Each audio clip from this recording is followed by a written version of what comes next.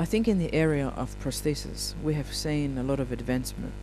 Ask any parent who has a child suffering from some form of deafness what it was like for the child to hear for the first time, to hear the voice of their parent, to be able to interact with the space around them in a hearing capacity, and they will tell you it's one of the most incredible things that have ever happened, almost miraculous.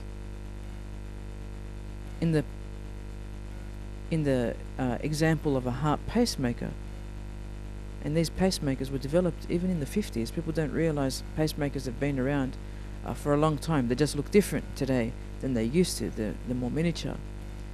Ask anybody if they could have an extension of life by 10 to 20 years or live a normal life with a heart pacemaker, as normal as can be. And they'd say to you, of course I want to live longer. Of course I want to see my children grow up. Of course I want to see grandkids be brought into the world.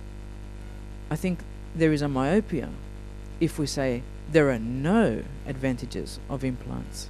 But I think I would only introduce an implant into my body for prosthetic reasons.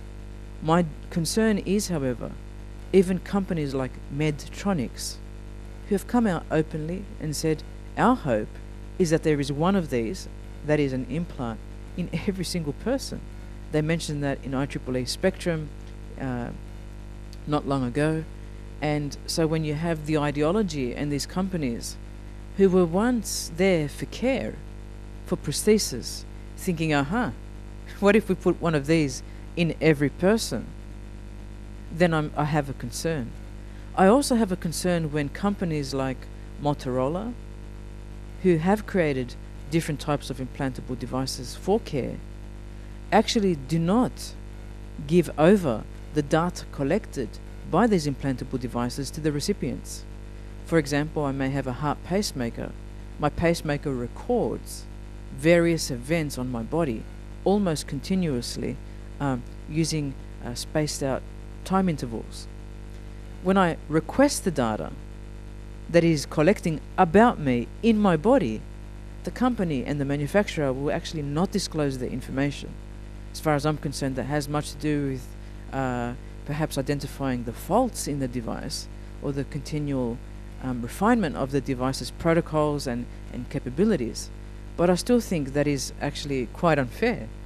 It's a technology I've decided to adopt into my body. What do you mean I can't have the data?